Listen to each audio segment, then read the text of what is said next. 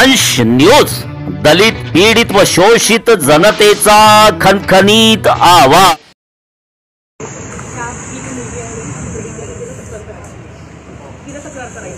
परवा रात्री आम्ही 12:30 पोलीस स्टेशनला गेलो। कोटपूरच्या पोलीस स्टेशनला त्यांनी तक्रार नाही झाली, तक्रार घेतली, कोर्ट पावती दिली। काल आम्ही देशमाने साहेबांना म्हटलं आम्हाला FIR नोंदवायचं आहे, कारण की ॲट्रॉसिटीची डायरेक्ट केस आहे। टाकीवाच्या बोललं गेलं आहे, महामंगाच्या समूहाचं बघतेस का वगैरे असं बोललं गेलं आहे। रांड आहेस का, 50 पोरांचं बोलू शकतेस का असं बोललं गेलं आहे। ती डायरेक्ट सेन्सिटिव्ह आहे आणि आम्हाला डायरेक्ट तक्रार नोंदवायची। तर ते म्हटलं की नाही आम्हाला इथे आम्ही जमलेलो आहोत आणि सकाळपासून इथे 11 वाजेपासून आम्हाला सतत सांगण्यात येत आहे की FIR दाखल होऊ शकत नाही। खरं तर FIR दाखल होऊ शकतो ॲट्रॉसिटीच्या केसमध्ये, पण ते करत नाहीये। आत्ताच CPशी बोलणं झालंय, कमिशनरांशी बोलणं झालंय। आमची मैत्रीण परिक्रमा, ॲडव्होकेट परिक्रमा बोललेले आहेत। त्यांचं म्हणणं काय परिक्रमा?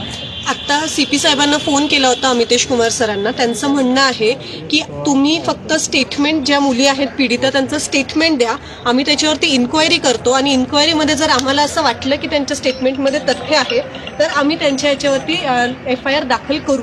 पण आपल्याकडे ॲट्रॉसिटीचा स्पेसिफिक कायदा जो आहे त्याचं कलम 18 आपल्याला स्पेसिफिकली हे सांगतं आहे की अशा कुठल्याही केसमध्ये ॲट्रॉसिटीच्या संदर्भातल्या, त्यातल्या त्यात महिलांच्या संदर्भातल्या केसमध्ये कुठेही 18(1) स्पेसिफिकली सांगतं की तुम्हाला आधी इन्क्वायरी करण्याची गरज नाही। ती पीडित व्यक्ती जर सांगते माझ्यासोबत हे घडलेलं आहे तर तिच्यासोबत हे घडलेलं आहे। एवढी सरळ साधी सोपी गोष्ट मी आपल्या पुणे जिल्ह्याच्या कमिशनर साहेबांना समजावून सांगण्याचा प्रयत्न करत होती।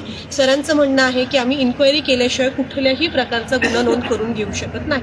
आता इन्क्वायरी करण्याची त्यांची प्रोव्हिजन आली आहे नेमकी कुठनं, याच्याबद्दल मी त्यांना कायदेशीर प्रश्न विचारले की सर हे कुठल्या प्रोव्हिजन खाली इन्क्वायरी करताय, तर त्याच्यावरती त्यांनी मला कुठलंच उत्तर दिलेलं नाही।